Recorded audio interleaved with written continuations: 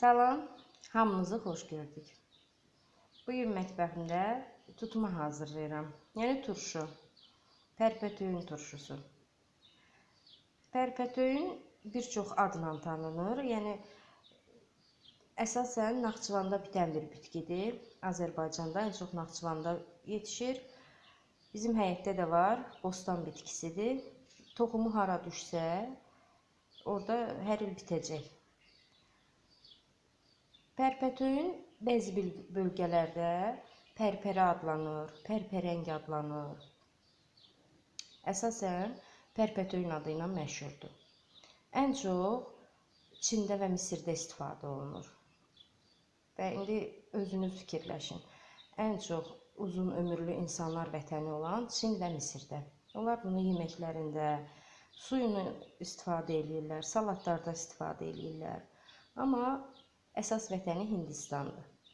Mən bunun haqqında bir çox kitablarda, internetdə araşdırdım və çox maraqlandım ki, bu faydası nədir?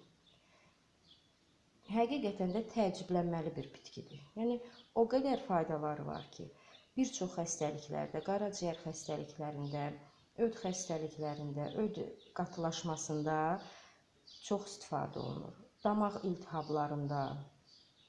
İndi hamısı yadımda qalmayıb, düzdür. Amma yadımda qaldıqlarından çalışıram ki, sizə də məlumat verim. Amma iki halda pərpətöyündən uzaq olmaq lazımdır. Bir, qan təzyiqi olanlar, bir də hamilə qadınlar. Çünki qan təzyiqini artırır və tonusu da artırır. Ona görə də hamilə qadınlar bir qədər uzaq olmalıdırlar. Əsasən, pərpətöyün iyun ayında çiçək açır və tam sentyabra kimi yetişir. Yəni, mən bunları kökündən biçməmişəm. Kökü qalıb, yenə də yetişir. Bizim evdə pərpətöyündən tutma kimi, turşu kimi istifadə edirik. Amma deyilənə görə salatlar da çox dadlı olur. İndi çalışacağım bir dəfə salatını daha hazırlayım. Qayğanağa vururlar bəzi bölgələrdə, göy kətəsinə vururlar.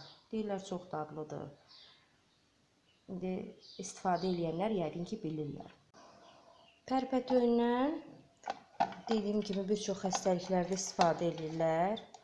Amma biraz qumlu olan bitkidir. Yəni çiçəklərinin, yarpaqlarının arası qum yığır. Bunu bol su ilə yumaq lazımdır. Mən indi bunu suda islatmışam. Hardasa 1 saat bundan əvvəl suda islatdım. Bol suyun içərisində. Sonra yudum. İndi suyun çəkilməsini gözləyirəm. Pərpətöyünün indi bir çox adı var. Mən onları bayaq dedim. Hər bölgədə bir cürə adlanır. Amma YouTube-da, tutaq Google-da axtarsaz, türkcə semizotu adlanır. Rusca lesnoy xvoşdur adı. Bunlar da salatlarda tapa bilərsiniz. Əgər sizin üçün maraqlı oldusa. Bəs pərpətöyünü necə tanımaq olar? Pərpətöyünə bənzər bitkilər çoxdur. Bağda gəzdikcə elə belə buna oxşar bitkilər çox görmək olur. Pərpətöyün çiçəyi ilə fərqlənir. Ətli olur yarpaqları. Acı bitkinin, yəni yabanı olan bitkinin yarpaqları nazik olur, həm də tünd rəngli olur. Pərpətöyünün gövdələrində qırmızı olur. Həm də o biri bitkiyə baxdıqda onun biraz iyi olur, acı kimi iyi var. Pərpətöyünün isə iyi yoxdur. Yarpaqları turşməzə dadı verir. Bir qədər elə bilirsən istiotlu kimi dadı var yarpaqlarında. Belə tanımaq olar. Bazarlarda da satılır. Yəni kənd yerində yaşayanlar yəqin ki, bu bitkini artıq tanıyırlar. Bazardan da almaq olar istifadə etmək üçün. Çox xeyirli bir bitkidir, məsləhətlidir. İndi pərpətöyünün turşusunu hazırlayaq. Pərpətöyün turşusunu hazırlamaq üçün bizə nə lazımdır? Biber, acı və şirin, bir baş soğan, göy pomidor, alça, hər bankaya 4-5 dənə, sarımsaq, sirkə, yəni üksüz, yaşıl nana, qurudulmuş, təzəsindən də istifadə edə bilərsiniz və duz. Bir pərpətöyündür ki, bir də yuyubmuşam, suları axıb gedib. Turşunun bir göy pomidorla hazırlanmasını göstərirəm, bir də soğanla olan pərpətöyün turşusunu.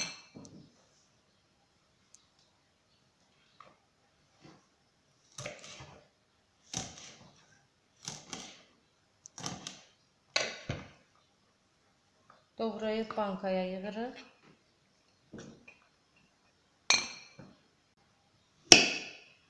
Pomidorları da doğrayıb atırıq içinə.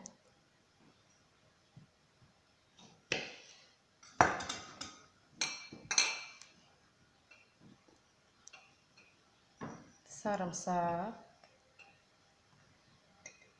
alça, biraz basırıq üstündən.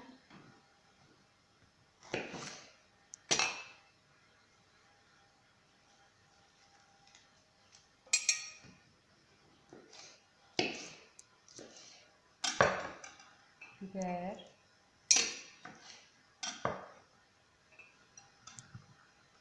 biraz da acı biber.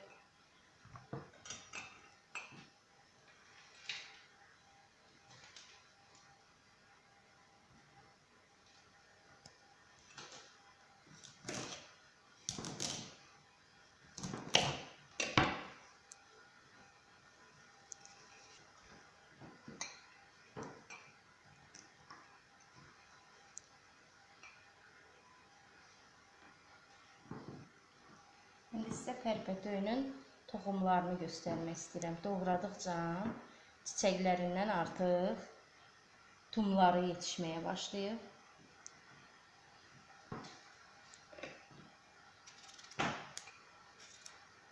Bu bankanı göy pomidorla qarışıq qoyduq.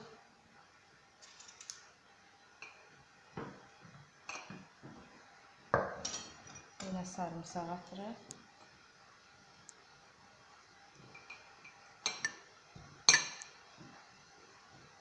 Nə qədər bassaz, isti suda azalan bir bitkidir və üzərindən yenə pərpətöyün qoyuruq.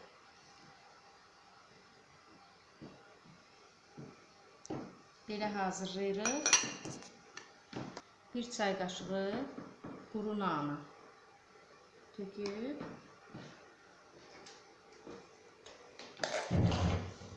hər bankaya 2 çay qaşığı, çox da dolu olmayan duz əlavə edirik və indi o birisini də hazırlayıb sonra qaynar suyunu üzərinə əlavə edirik.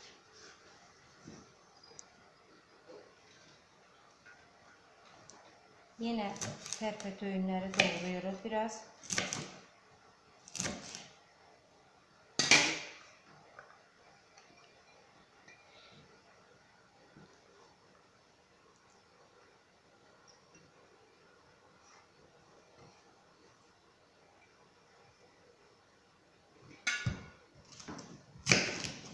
Soğanı iridirsə 4 yerə, əgər burada soğanlısa ilə ortadan da bölə bilərsiniz.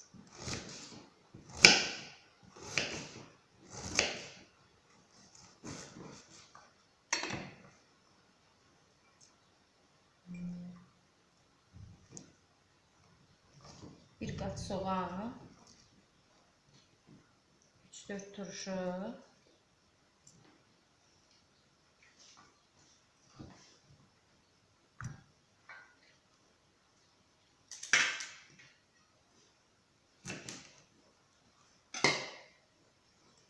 yenə pərpətöyün,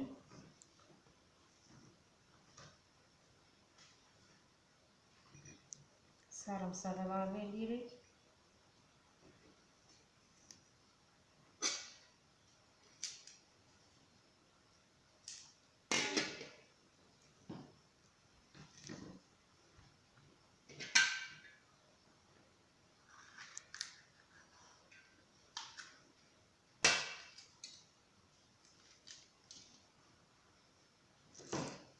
Yəni bunu iri bankalarda da hazırlaya bilərsiniz. Duzunu və sirkəsini çoxaldıb, kiloluq, 2 kiloluq bankada hazırlaya bilərsiniz, amma belə xırda bankada daha da rahat olur.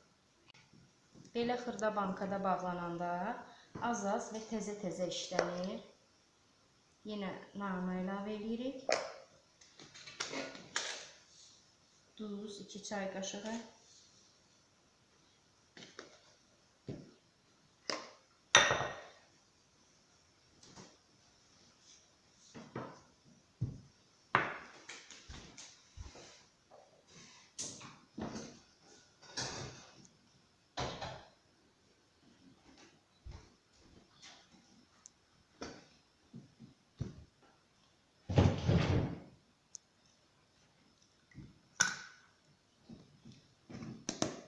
Üzərinə 1 çay qaşığı uksus əlavə edib, hər ikisinə.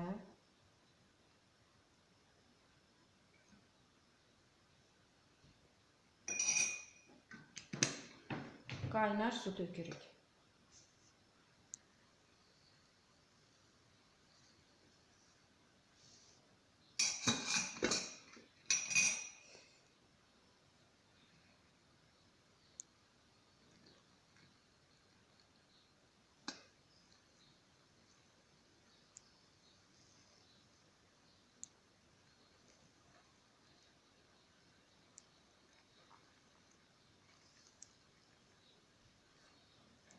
İndi bu yatacaq azaldıqca. Belə isti-isti, çox gözəl ətri çıxıb. Nananın və sirkənin ətri qarışıb bir-birinə. İsti-isti qapaqla sıxırıq. İstidir.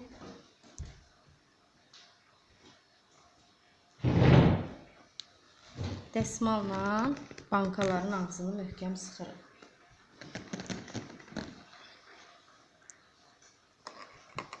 Və belə tam soyuyana kimi başı aşağı vəziyyətdə saxlayırıq.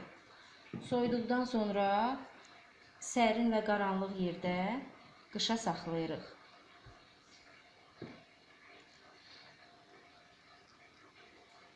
Tərpətün tutmamız, turşusumuz hazırdır. 14-15 günə dəymiş olur, yəni yetişmiş olur. İstifadə edə bilərsiniz. Sağ olun, kanalı izləməyi unutmayın. Abunə olmağı da. Görüşənədək.